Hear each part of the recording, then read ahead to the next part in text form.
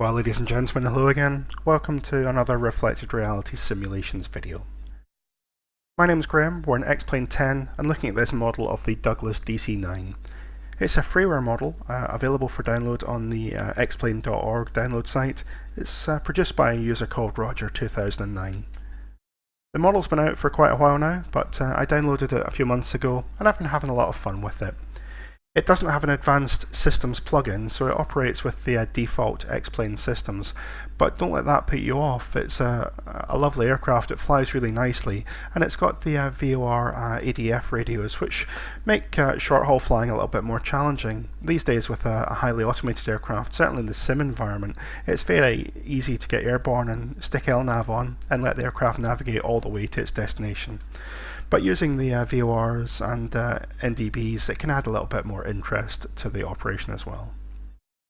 One of my users asked me what would be a good heavy metal aircraft to get started with if they've got a little bit of sim experience but not so much experience flying jet transports, if you like.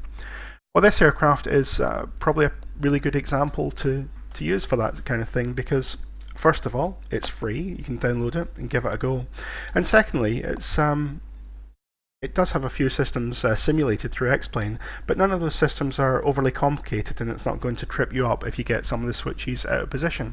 You can concentrate on the simple act of flying the aircraft. The DC9 was often called the last pilot's airplane. It really does fly nicely, it's got high flap limiting speeds, and it's just a delight to operate this aircraft. I've done some procedure notes as well for it. It's very difficult to find information on flying the DC9 online. There's more resources for simulated DC9s than there are for actual real DC9s out there on the internet.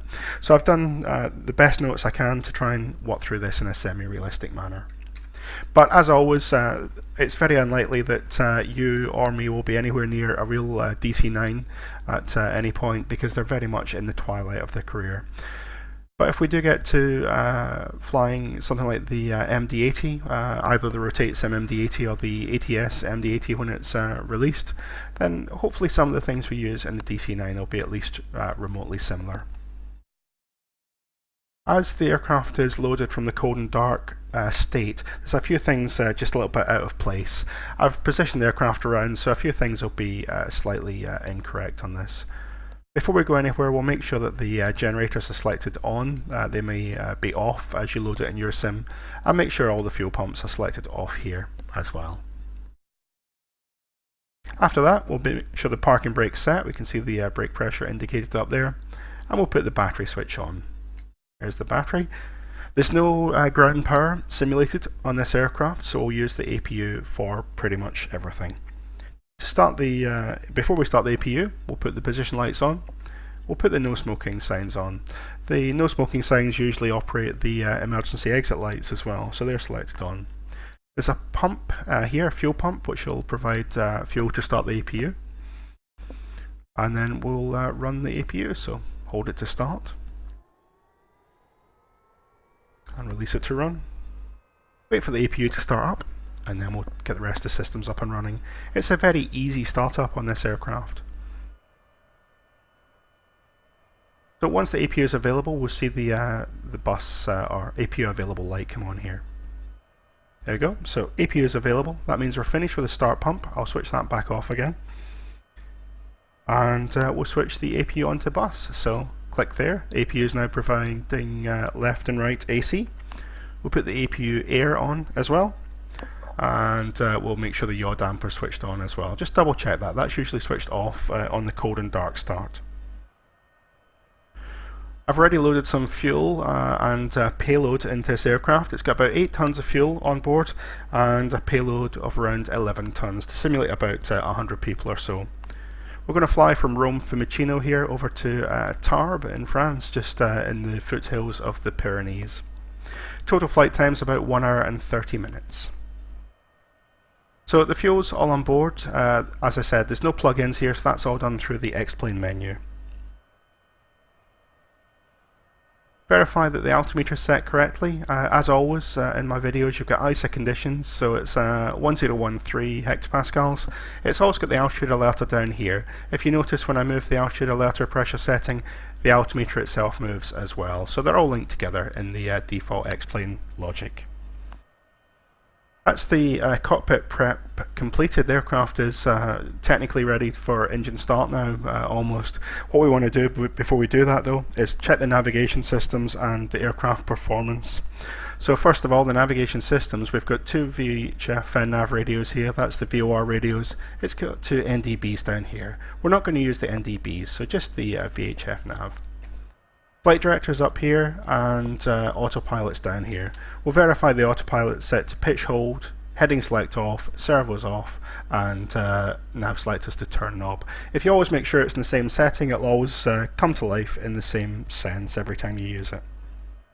So the departure out of Rome, we're going to depart off runway 25. That takes us out over the Mediterranean, and then turn northbound on the RNN 5 Alpha over towards Bastia on Corsica. In order to do that, we need the Ostia radio aid tune. So that is going to be 114.9, 1149, and I'll put it on the other side as well, 114.9. When you're using the radios, it's a good idea to check the ident. So we'll click the audio ident on here as well, listening for OST. That's O, that's S, and that's T. Excellent. We're going to fly out on the radial 289. So I'll put 289 in the course selector. Great how these digits don't quite line up. That's almost exactly how you'd expect to find a electromechanical system like this. The departure procedure, so getting airborne off runway 25, we're going to fly ahead on the runway heading to 1 DME, so we get the DME there. Then I'm going to make a right turn onto course 319, so I'll put the heading bug onto 319 just now, more or less. There's 319. And we're going to climb up to the altitude of, let's say, 5,000 feet. I'll put 5,000 on the alerter.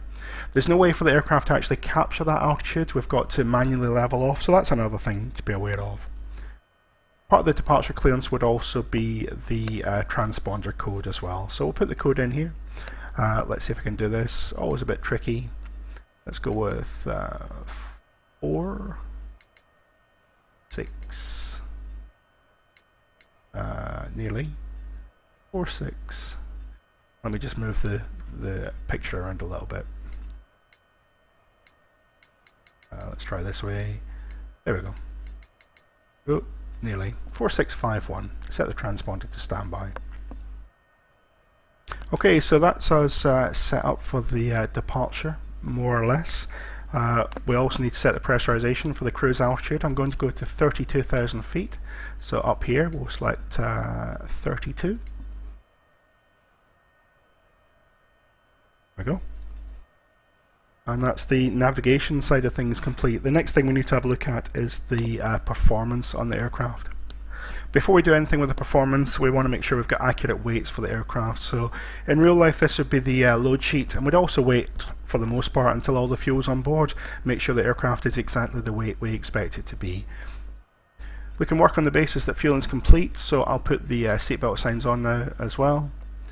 And we can read the weights off here. There's that 8 tons of fuel and 43 tons.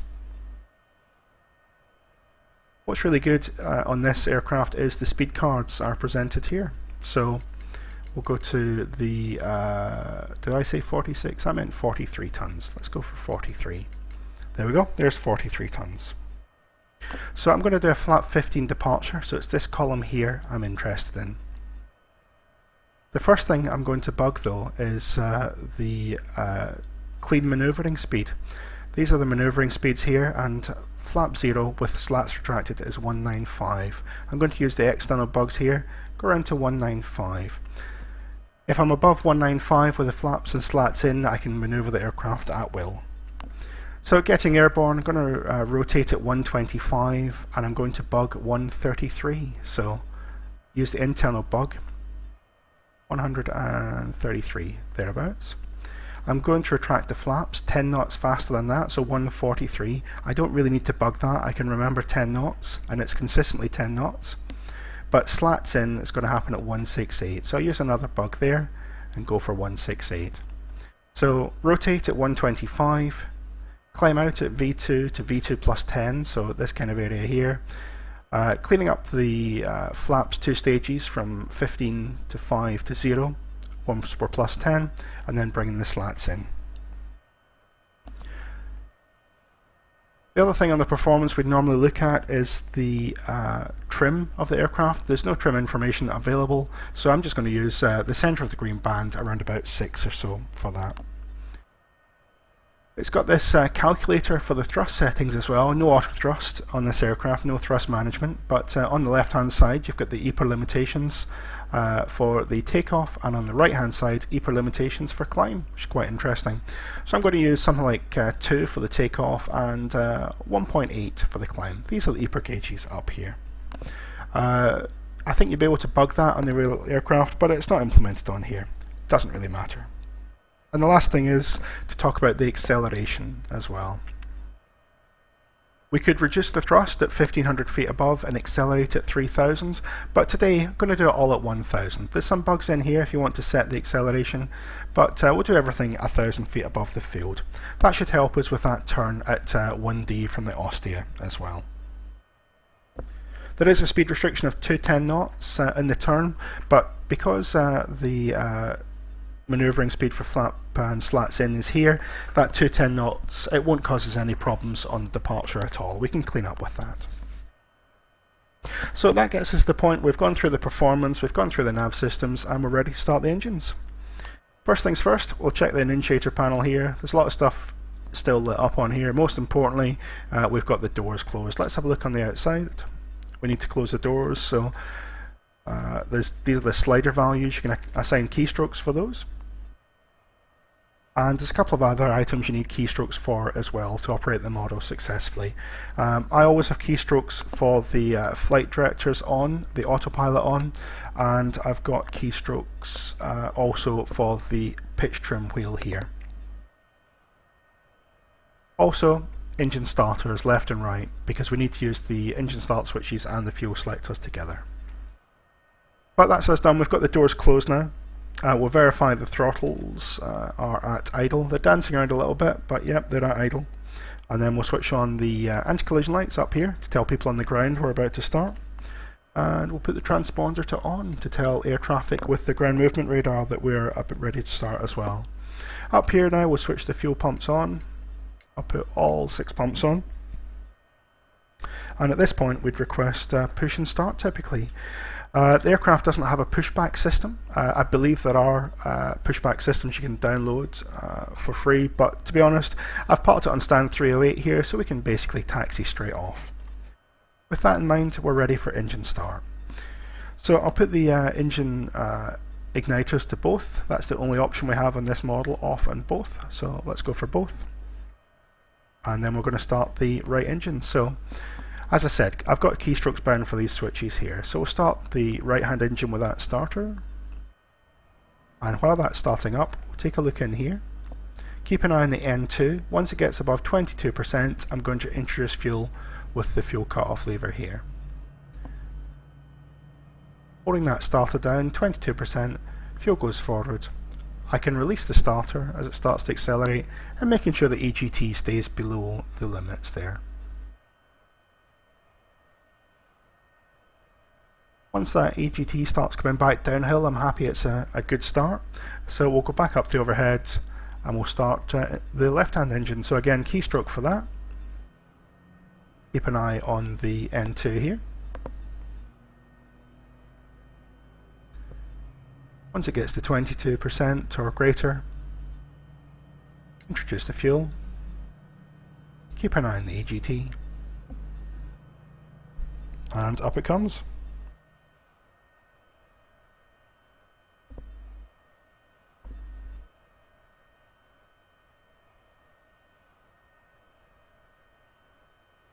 So EGT is unwinding and the engine should stabilise around 30% N1. There we go.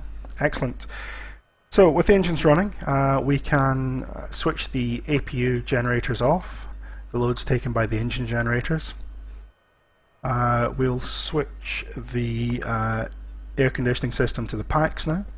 And notice the APU air went off automatically with that. Again, that's an X-Plane default system. Normally we'd let the APU cool down for a little bit, but there's no harm in doing the switch off just now. We'll get rid of that.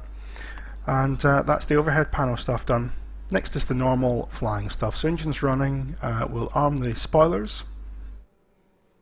I'll set the trim. It comes back to around about the 6 here. With the trim set, make sure that the rudder trim is neutral. I've not changed it, so it should be. And we'll select the flaps to 15. So that's the slats position, flaps 5 and flaps 15. We'll verify that by checking the slat extend light comes on here, and the flap position indicator comes to 15 degrees. There we go. What's really interesting on DC9 is there was an accident with a Hawker Siddeley Trident, I believe, at Heathrow, where they retracted the slats inadvertently, or at least that's the theory. On the Trident, the slats and the flaps were a different lever. And one of the recommendations was that it shouldn't be possible to operate them individually and make that mistake. You notice here the slat lever's here and the flap lever's here, and it's got basically a screw knob there to hold them together. So you can separate them if necessary, but for the most part it works as a single system. Very simple and ingenious system to cover a specific issue there. So we've verified the slats and the flaps. On the overhead, just double check the annunciators there. So it's only got the park and brake annunciator, which is fine. So we're ready to taxi. We'll have a look on the outside. One of the things I will say is I've opened the engine sounds in an audio editor and reduced the sounds quite dramatically, because it was virtually impossible to talk while looking at the outside view and still be able to hear what I'm saying. So I've turned the noise down a little bit. Taxi routing is going to be dead straightforward. We're going to taxi out off stand 308 here, making that left turn, turning right up here towards runway 25. We can do an intersection departure. So with that in mind, we get the taxi clearance, turn the nose light on, and release the brakes. This seems quite common in X-Plane. Again, it's based on the default system, but you'd expect the brake pressure, this would measure the brake accumulator, you'd expect it always to show in the green even when the brakes were released. It's actually measuring or indicating the brake capability and not the actual brake applied. Do a quick brake check, and it shows the pressure that's applied. So we'll use minimum power and then we'll taxi out.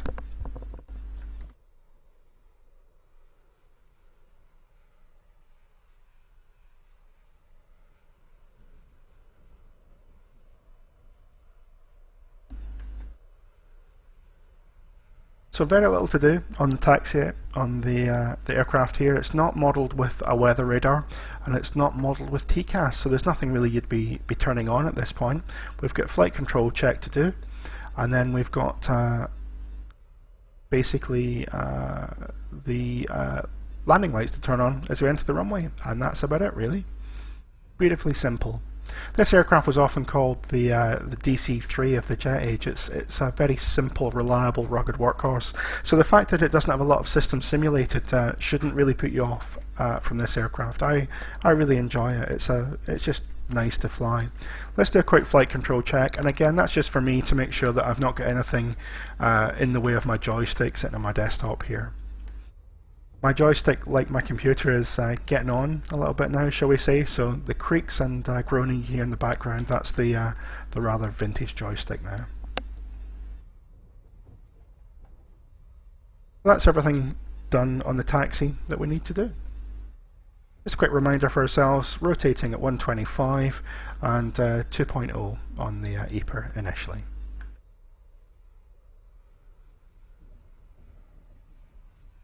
I'll try and talk through what I'm doing, but these departures get quite busy at the best of times, so I'll do my very best to explain it as I go. Anything that we don't pick up, we'll have a look at it on the climb out.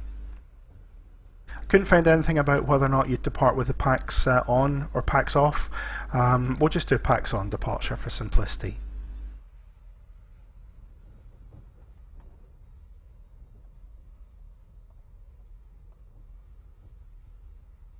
So I mentioned there isn't an ability to select a toga mode on the flight directors. So what we'll do is we'll fly the initial acceleration manually, and then we'll put the flight directors on. When we turn the flight directors on, they'll capture the current pitch and roll, or pitch and bank settings. So we can put the flight director on, and then straight away we can put the autopilot on as well. I found that if you use the autopilot command, it causes the aircraft to lurch around a little bit, whereas if you put the flight directors on first, it just gives it a moment of stability, and then you put the autopilot on. Maybe half a second or so between them will keep it nice and smooth. So this is runway 25, you can see it on the red boards, and Bravo departure. More than enough runway length for the DC9 here. So I'll put the lights on, and we'll line up.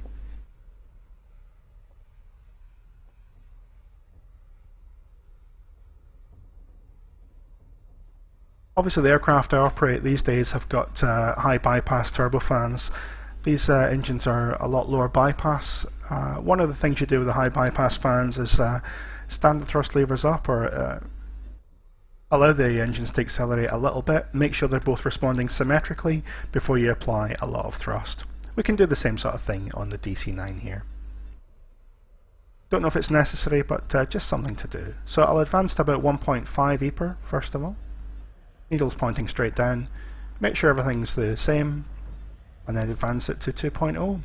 I'll keep tweaking the thrust settings to about 80 knots or so, making sure we get that 2.0 EPR. This is where having another pilot on the flight deck would really help. There we go, 2.0 passing 80 knots.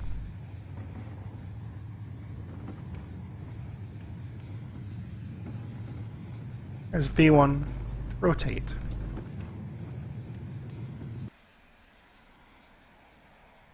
Positive climb, gear up. We'll pitch for 16 to 20 degrees depending on weights. Remember, flying V2 to V2 plus 10. V2 is the T-shaped bug there.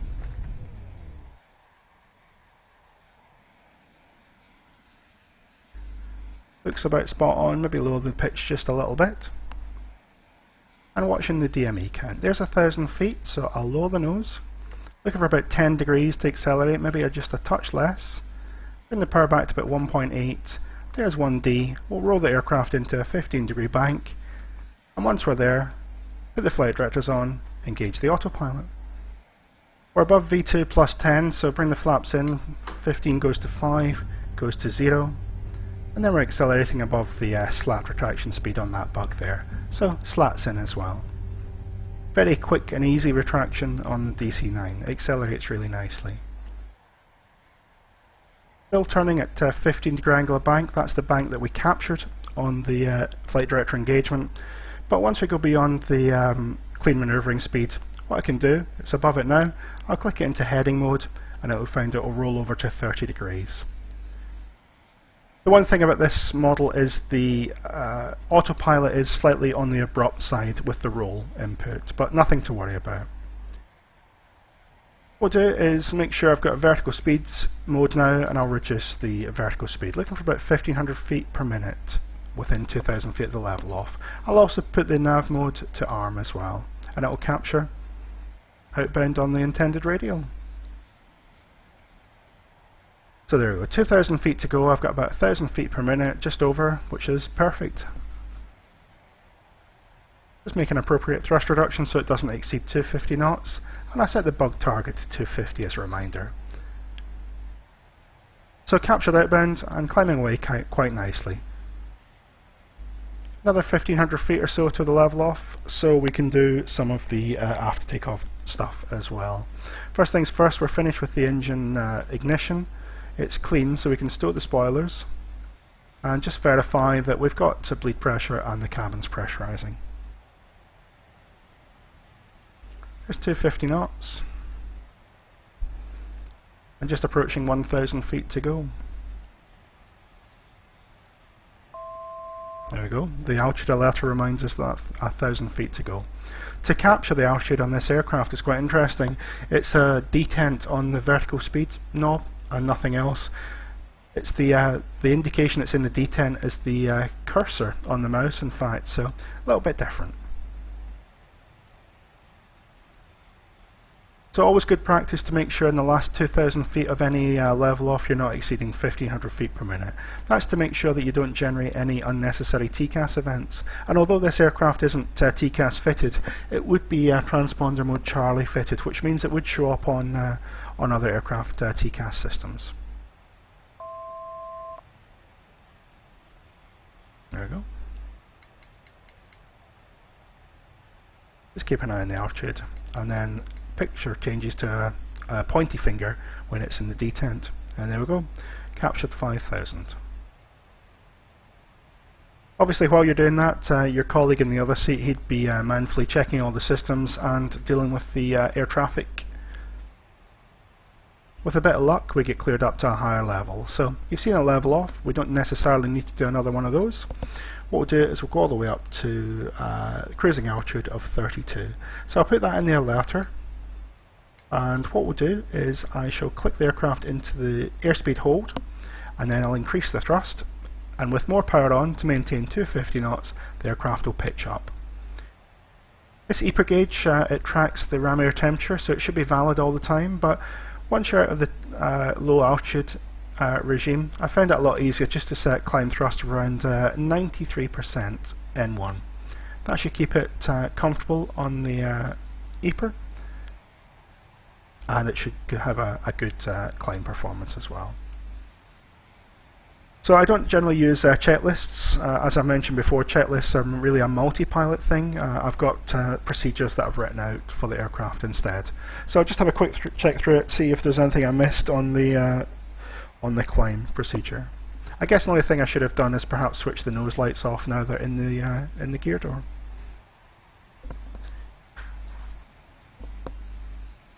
I find writing out procedures rather than checklists to be a little bit better. Reason being that checklists are for an aircraft you fly day in day out as a career. So when you're changing between aircraft like you do in a flight sim, it's a lot better in my eyes to have just a set list of procedures you use for that aircraft.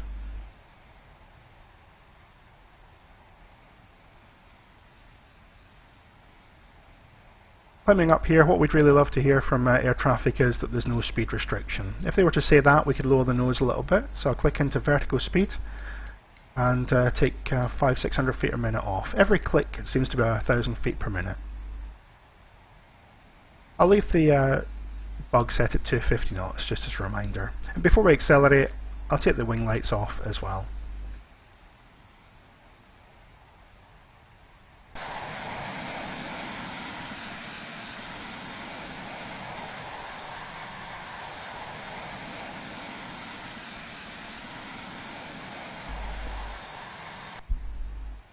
So passing through 10,000 feet, aircraft's accelerating, we're on standard pressure setting, and I'm going to capture about 280 knots to climb up.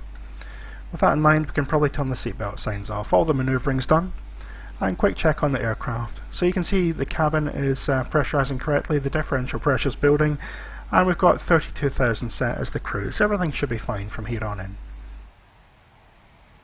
I can't follow this radial outbound from Ostia all day long. We're going over towards Bastia. So what I'll do is, we're navigating on the left-hand radio at the moment. I'll tune Bastia, which is 114.15. 114.15. And I'll stick the audio on for the VOR number 2, so whenever we get a signal from Bastia, we've got the ident there to listen to. There's 280 knots, so I'll click it into IS hold, and it'll pitch up to capture 280. Other thing I should really do is align the heading bug.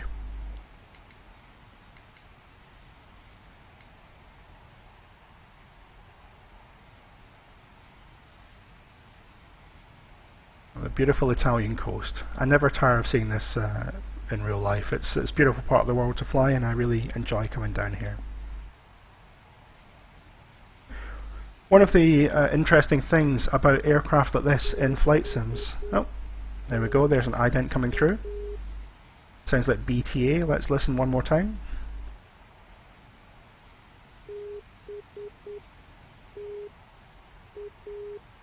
BTA, excellent. So that's Bastia. You can see it on the number 2 indicator. It's ahead of us at the moment, but we don't have a DME indicator, so it's maybe a little bit out of range for the DME. We're still navigating on Ostia, which is behind us. You can see the indicator with the white arrow here shows us the beacons behind us. And the further away from a VOR radio station we get, the less accurate the navigation becomes, because it's a radio beam that we're following. So as we're tracking outbound from Ostia and inbound to Bastia, we'll swap over to Bastia as we get a little bit closer. All these VORs in the real world, they're being withdrawn as the years go by. The reason being that in European airspace at high levels, there's no need for VOR radios anymore. RNAV is required to operate anywhere in Europe at the higher airspace levels. So the only reason for having a VOR is if there was an approach based on that, maybe as a backup to the ILS, or somewhere an ILS approach wasn't suitable. What that means for us as sim pilots is if you're flying in X-plane and you enjoy this sort of thing, it's probably a good idea, rather than just accessing the charts online and accessing them when you need them, that when you find a chart for a route that you really enjoy flying, just make a copy, make a screenshot of the chart, or make a screenshot of the web page with the routing information on it. And that way, when the VOR finally does disappear, you've got the ability to put it back in X-plane just using the latitude and longitude. What I do is I use SkyVector just to identify a route. I put the departure airfield, the arrival airfield. If there is a normal VOR departure, I'll use that. Otherwise, I'll just string some waypoints together, string some VORs together that are appropriate for the route. En route charts these days are a lot more complicated than they would have been when this thing was operating in the 1980s. So it would be quite an interesting project to collect information on the VORs that were in service, let's say at the turn of the decade into the 1980s, and keep that for all time, because they are going to disappear. It's all very well saying, well, we could put a GPS in here and fly them around. I was looking at some videos of the DC9, and there's one in Africa that had a Garmin portable GPS unit fitted up here. You know, that's one way of doing it, but I quite like the old VOR navigation as well. It's a different skill to keep current. If I was flying this aircraft at the moment, I would have my head pressed up against the windscreen looking at this beautiful scenery as we climb out here. This island here, I believe it's something like Geometry. Not very good with the pronunciation. Beyond, further up here is, I believe, Elba, and Monte Cristo should be up here. Elba is the location where the one of the very first de Havilland comets crashed. It was obviously a metal fatigue issue. Elba's the location that happened. So climbing out through flight level 200 now, making sure the seatbelt signs are off and the aircraft is climbing appropriately. We're still climbing on 280 knots indicated. We'll transition to Mach decimal 7.2 and cruise at 7.5. Making sure I've got 93%. You can see it's all the EPR setting does is make sure we don't exceed the engine temps here, and that's fine. So Ostia is 55 miles behind us, and Bastia is 76 miles ahead of us. So in another 10 miles or so, we'll swap over, and rather than tracking outbound from Ostia, track inbound to Bastia. From Bastia, the routing, it takes us on to St Tropez, and then on to Toulouse before finally Tarbes. I'll put the route outline in the video description if you want to fly along as well. It's quite an enjoyable route. I have chosen it because it makes navigating the both the departure, the arrival and the en route phase, it shows a little bit of the VOR navigation stuff without being overly complicated to follow.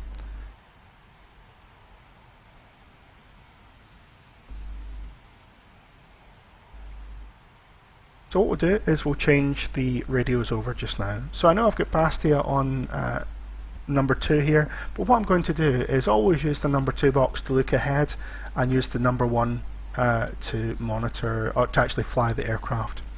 Number 2 at the moment, we've got DME fitted on both sides, so that's fine, but if I wanted to, I could use a chart and get a cross-cut from, well, there's a VOR on Elba as well, so that would give me a crossing radial to plot location on the chart. It's how intersections are defined. You know the named intersections we use at the moment, the 5-letter codes.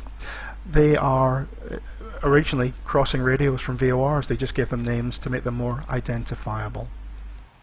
So what we'll do is look down here. I'll click it from Nav Log into turn knob. That is essentially wings level. While it's wings level, I'll reach in number 1 from Ostia to Bastia. 1415. Click the ident on.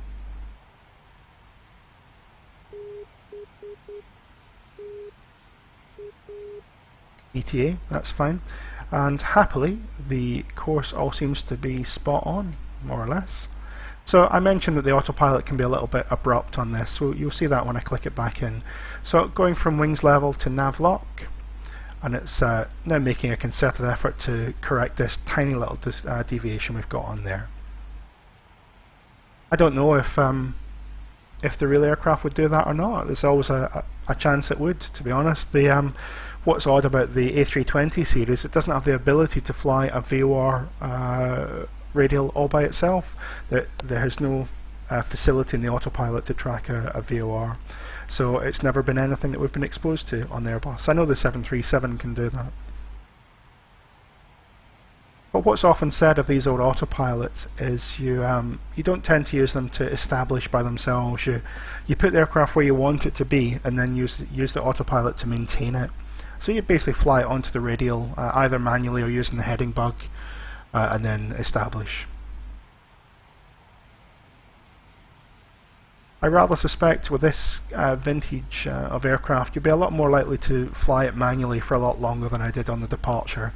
Again, I think I mentioned that on the Tupolev Tu-154 videos as well, that in reality with 2 crew members or 4 crew members like you have on the Tupolev, it's a little bit easier for the pilot just to hand fly the aircraft while the other crew members do everything. So what we're doing by using the autopilot a little bit lower is just basically making capacity for us to do the other stuff on the systems. So I've got both radios pointing at Bastia at the moment. What I want to do is to look ahead a little bit. So St Tropez is the next VOR we're flying to. That's 116.5. So 116.5. It's a good idea to tune it up quite early. So if air traffic were to say own navigation St Tropez, you could do it because you've got it on the system here. Things you don't think about when you've got a GPS fitted aircraft, you're just reaching down into the box, pushing direct and navigating to any point on the globe in a straight line more or less. Whereas obviously we've got to be able to receive the radio stations we want to navigate to. Just approaching 0.7 mark. What we'll do is another good thing we can do here, just check the weights. It's gone down to about 42 tons. So what I'll do is I'll keep the manoeuvring clean bug up to date. That's 192. That's basically the slowest speed I can fly the aircraft with the slats and flaps in and still manoeuvre. Just really as an awareness more than anything else. So St Tropez is STP. Let's see if we can hear it. We should be able. There's a DME.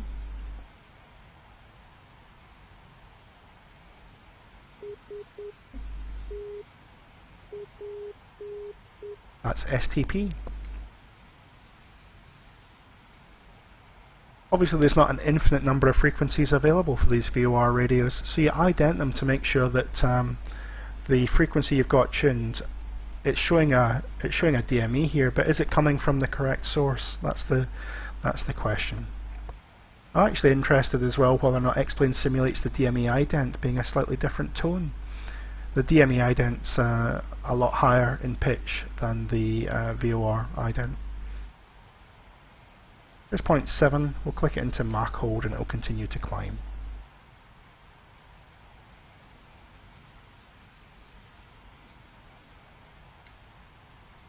Doesn't seem to have the DME ident, no big deal.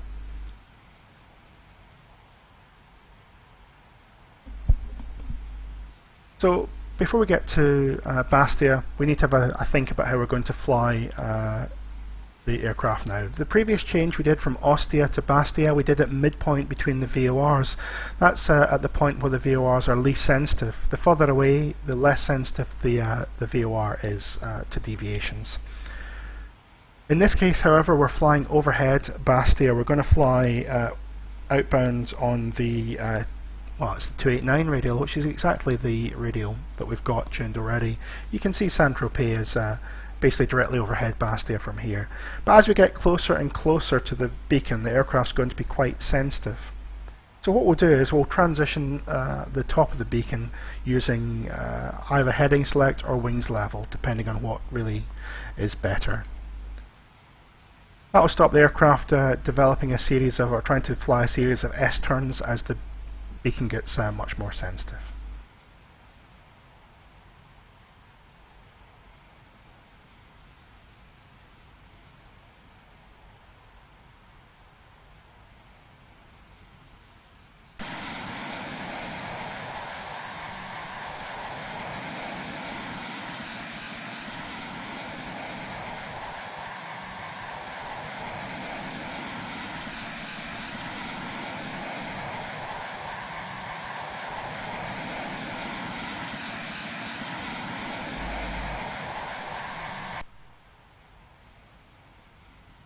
It's definitely about time I upgraded my computer and video card. I've tried the X-Plane 11 demo and the performance is not great, to be honest. I've not spent much time tweaking it, but I rather suspect my slightly vintage graphics card is not really going to work that well for X-Plane 11. It does an okay job on X-Plane 10, but I don't have any weather turned on, I don't have any traffic turned on. And I'm using a single computer to fly the sim, record the video, and do everything else. So it's perhaps time for an upgrade.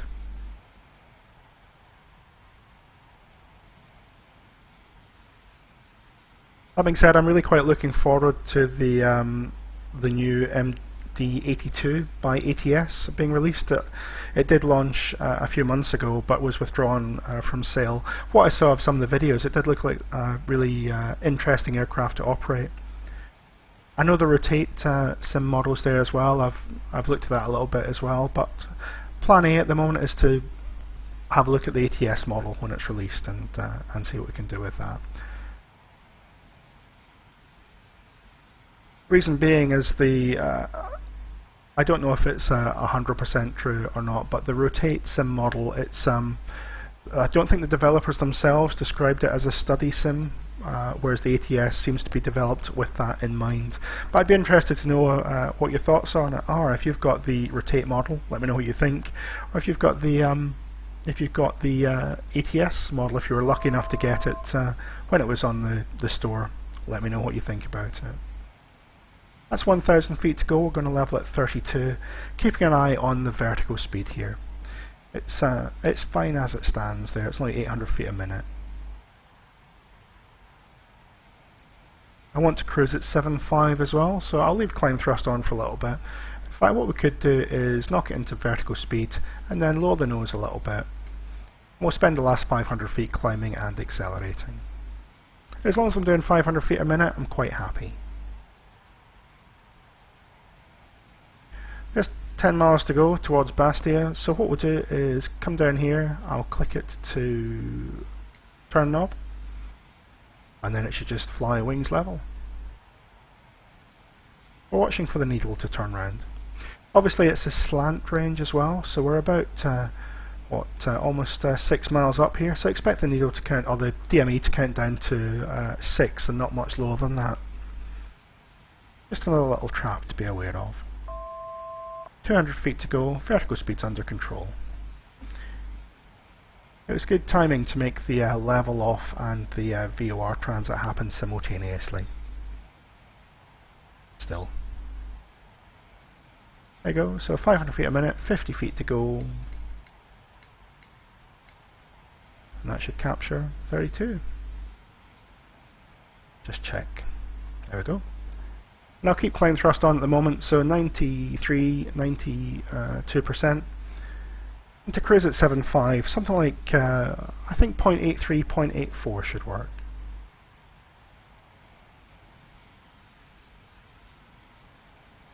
Start bringing the power back now.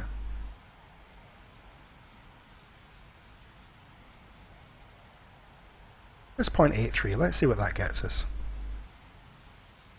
So there we go, the needles count down to, or the DME is down to what, 5.5? And then passed over the beacon. You can see it's going a little bit crazy now. Imagine what would happen if the Autopilot was trying to fly that. I'm going to give it a few miles, and then once it's all sorted out, we'll click it back into nav mode. So that was a direct transit straight overhead the beacon. We're going inbound on one radial and out on the reciprocal going the other way. If I wanted to make a turn, obviously I'd probably drop it into heading mode, anticipate the turn a little bit, and then pick it back up on the other side. The thing about VOR navigation is there's a little bit of art involved in it, a little bit of experience, but also it's not a precise technology. You don't expect to fly pinpoint precision like you do with the GPSs. If you've ever heard of a method called strategic lateral offset, that's for aircraft on like long oceanic tracks or long navigation segments, where in the old days of INS, updated the last time the aircraft saw land, the aircraft's tracks would naturally diverge as they got further out over the water. Whereas these days with GPS, the aircraft were flying directly underneath one another to an accuracy of like 3 or 4 meters. Obviously in the big sky, on the old system, it actually increased the separation just by having that slight lateral offset as a result of the navigation system itself. So the GPS had almost a negative effect on separation. So there's a system where you're out over the water, the crew themselves decide on a specific offset to fly. You'd fly to the right of track 1 or 2 miles offset, and it allows you to maneuver the aircraft, avoiding the wake of the aircraft ahead, and just increasing the safety a little bit as well. So it's still looking good. What we'll do is we'll come over here and we'll put the VOR back into Nav Log mode. Probably do a little bit of a wiggle as it captures, and then on towards St Tropez. Again, this figure's counting up, that's Bastia behind us and St Tropez ahead of us.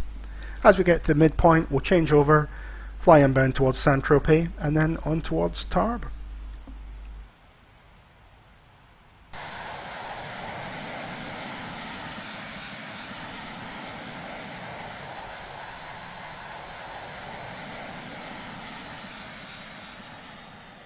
There's beautiful Corsica.